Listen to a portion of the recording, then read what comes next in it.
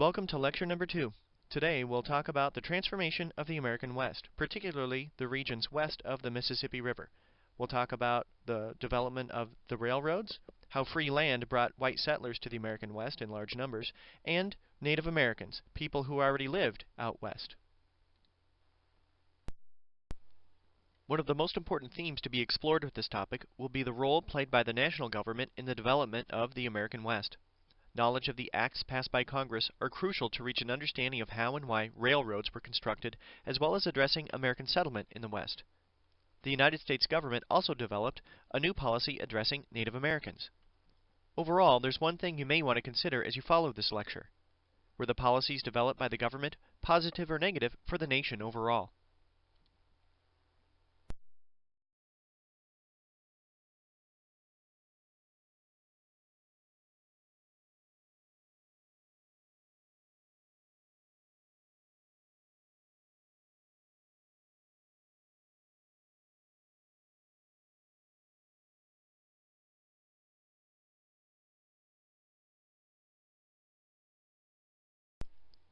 A good place to begin would be an exploration of the railroads. Many agreed a railroad tying the west coast to the east coast would be a good thing for the nation, but one of the barriers to its construction would be the tremendous cost of such a project. There were a variety of different barriers in the United States that would make the construction of a transcontinental railroad incredibly expensive. We've got large areas of desert in the southwest. We've got the Rocky Mountains as well as other mountain ranges, so there were several geographic barriers. This map identifies different settlement patterns in the American West. Notice the areas that are gray.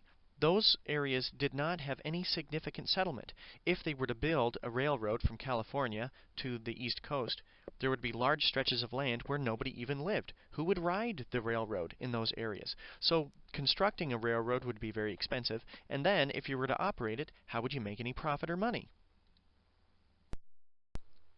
In order to help offset the cost of construction, as well as to encourage businesses to become involved in this venture, the national government became active, and they passed in 1862 the Pacific Railway Act. This act had several provisions. First of all, it authorized the Union Pacific and Central Pacific Railroads to oversee the construction of the Transcontinental Railroad. This map identifies several of the routes of the early Transcontinental Railroad. The Central Pacific would begin in California, and the Union Pacific would begin in Nebraska. The two would meet somewhere in the middle, probably in Utah. They weren't exactly sure where they would meet up.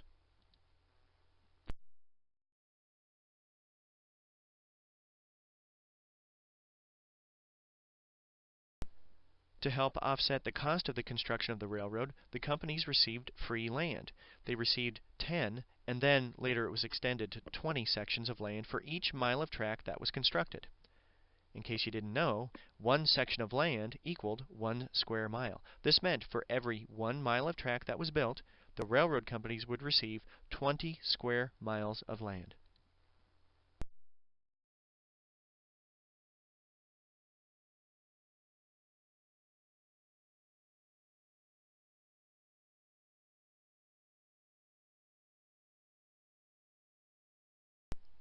This is a close-up of the map that was seen earlier. A checkerboard pattern of sorts was established on either side of the railroad track. The national government would hold on to some of the property, and the railroad companies would receive the other tracts of land.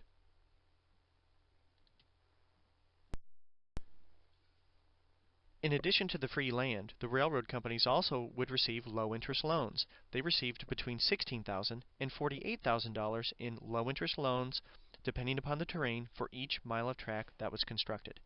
This ended up costing the U.S. government a lot of money in terms of the loans as well as the land. However, one thing that's clear is the railroad never would have been built so quickly without these government subsidies.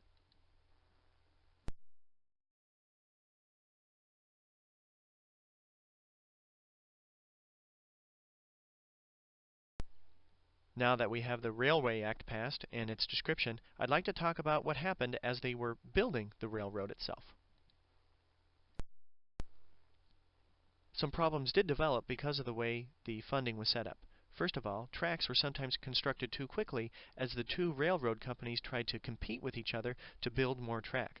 they received more low-interest loans as well as more free land for each mile of track that was built. So they competed with one another to build the track. Secondly, in some cases, surveyors were encouraged, or maybe even bribed, to describe a terrain as hilly rather than flat, because the railroad companies would then get additional money for those low-interest loans.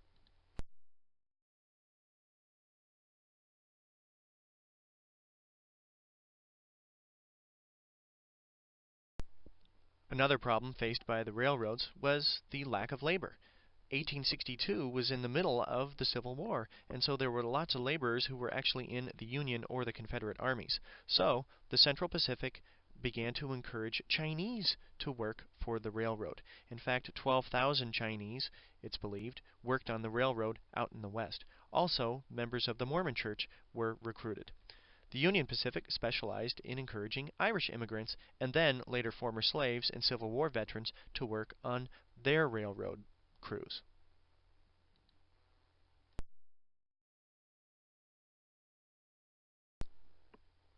Despite those problems, in 1869 the two railroad companies met at Promontory Point, Utah, and a trip that had once taken between 4 to 6 months might now take between 5 to 6 days. The American West was beginning its transformation.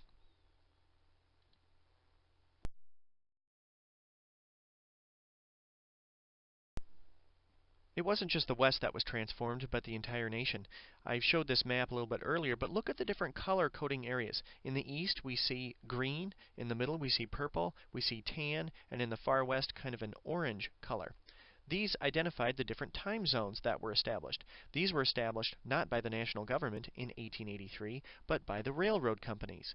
It was very difficult to try to get the different railroad trains to come on time in certain areas, so they established standardized time zones on their own in 1883, demonstrating the power the railroad companies had.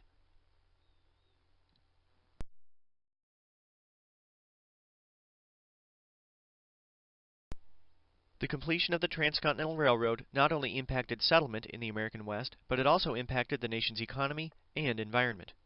Prior to the 1800s, it's estimated there were millions of buffalo in the West. However, by the 1880s, their numbers had dwindled to several thousand. Many factors led to the decreased numbers of buffalo. Here are just a few explanations. First, many buffalo were killed to provide food for work crews as they initially constructed the railroad tracks. A great deal of money was also made by white and Native American buffalo hunters who could collect between $1 and $3 per buffalo hide when they were sent to markets on the East Coast. Buffalo were also an important part of the Plains Indians' economy and spiritual life. Some in the Army encouraged the destruction of the buffalo as a way to counter Indian resistance to American settlement as the numbers of people moving out west increased in the late 1800s.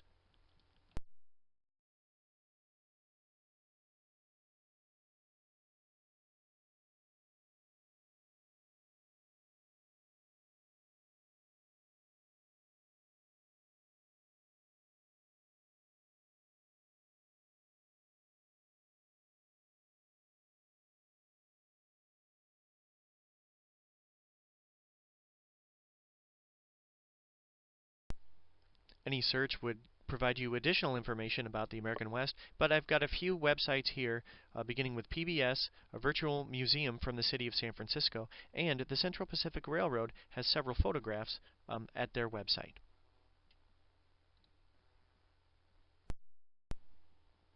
Many Americans also traveled out west as the government offered free land to people interested in starting over and settling in new areas.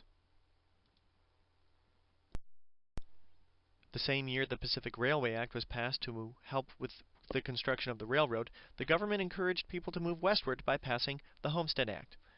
This had three main points. First of all, adults could select up to 160 acres of land as long as it was surveyed yet unclaimed. Secondly, they had to occupy that land for a minimum of 5 years and improve it in some way. Third, as long as they stayed on the land for 5 years and they paid a nominal fee of $10, the land was theirs.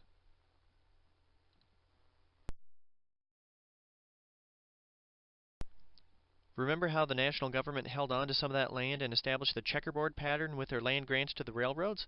Well, the land that the government had held on to was now opened up for settlement under that Homestead Act of 1862. The government's passage of the Homestead Act as well as the Pacific Railway Act combined to have a big impact on the American West, and it showed that the national government was heavily involved in the development of this region. By the way, does anybody know what was meant by improvement of the land? Well, if you cut down all the trees, if you built a fence, if you planted crops, those were all considered to be improvements. The impact of the Homestead Act in the late 1800s really was tremendous. As we see from this image, many of the railroad companies encouraged people to take the rails and to travel out west in order to establish their own farms. It's believed that about 400,000 families became landowners as a result of the Homestead Act. However, many of these families did face problems.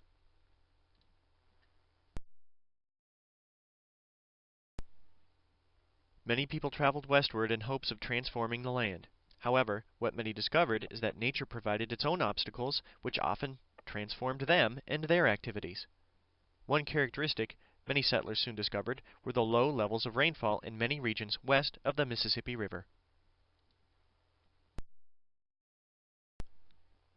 This map identifies different levels of precipitation in the United States. Notice the areas in the eastern U.S. 30, 40, or more inches of rain was very common, and 160 acres of property was enough for a family to have a self-sufficient farm.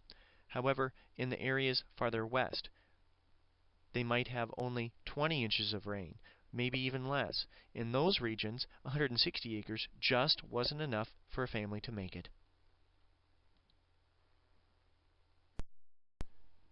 Nature provided a variety of different obstacles as well.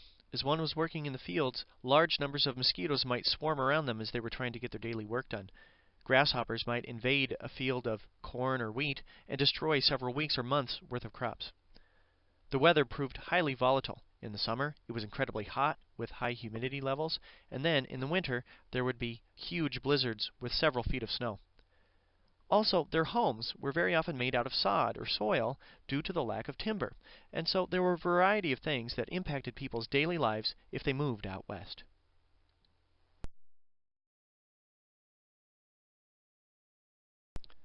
The Homestead Act was successful in encouraging many families to become landowners, but not all were successful.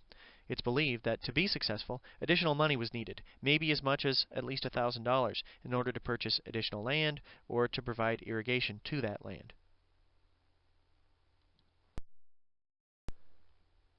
Now I'd like to talk about Native Americans in the American West, and particularly look at U.S. government policies toward American Indians.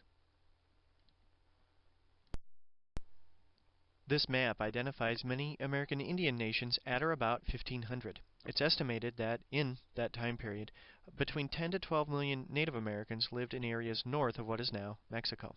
By 1900, that number had dwindled to about 500,000. As more settlers moved west as a result of those policies adopted by the national government, they came into conflict with people who were already there, Native Americans. This map identifies some of the major clashes between whites and American Indians out west.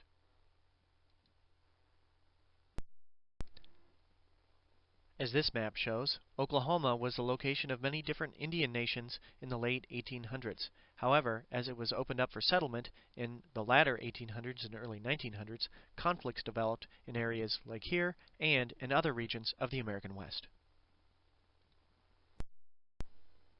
Due to these clashes and conflicts and loss of life on both sides, a new policy was developed by the national government. This new government policy was seen by an act passed by Congress in 1887 called the Dawes Act. The main focus of this new policy was to assimilate Native Americans into American society. The Dawes Act was based on the concept that white American culture was superior to that of Native American traditions. They believed that tribal identity should be destroyed, and the reservation system, as shown here on this map, should be broken up and ended. The Act itself contained several provisions. First, each Indian head of household could receive 160 acres of land to establish a farm, or, if they preferred, they could receive 320 acres of land designed for grazing animals such as cattle.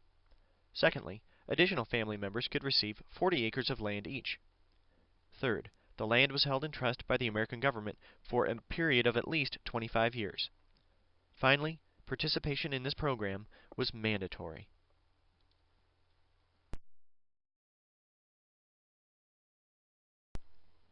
Now you may be saying to yourself, well, why did this act have to be mandatory? Because American Indians were receiving either 160 or 320 acres of land. Well, let's look at the impact of the act.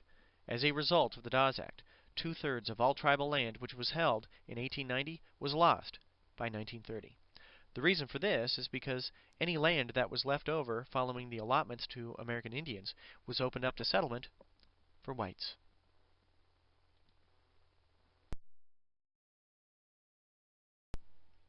American Indians reacted in a variety of ways to the Dawes Act and the loss of land. I'd like to talk about that next. One reaction among many Indian people was the ghost dance. This was a religious movement that became popular beginning in the 1880s. It was originally popular in the Great Basin and associated with the prophet Wovoka. Whites referred to Wovoka as Jack Wilson. This had a variety of teachings to it, but it was believed that all whites would die and dead Indians would return to the earth if Indians lived together in peace, abandoned white influences, and danced a particular dance. This dance involved traditional songs as well as newer songs.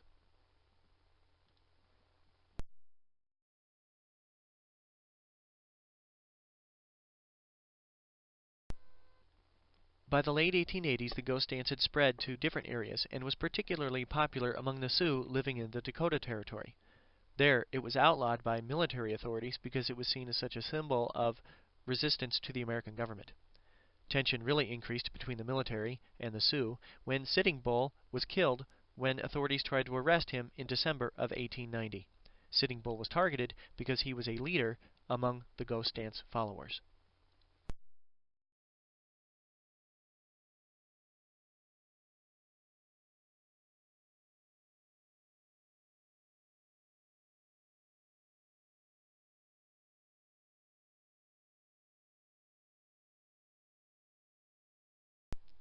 In late December of 1890, about 2 weeks after the death of Sitting Bull, the cavalry was rounding up many Sioux near Wounded Knee Creek.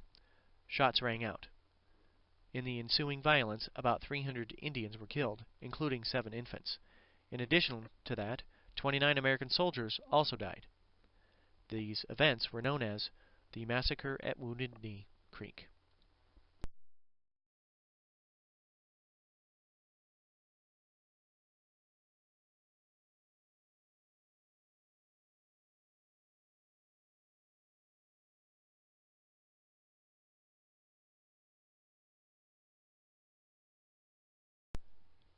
(1890) proved to be a low point for American Indians in U.S. history. The Dawes Act had just been passed, and the events at Wounded Knee Creek ended in a resounding defeat for American Indian people. There are 2 hyperlinks here for additional background to the events at Wounded Knee.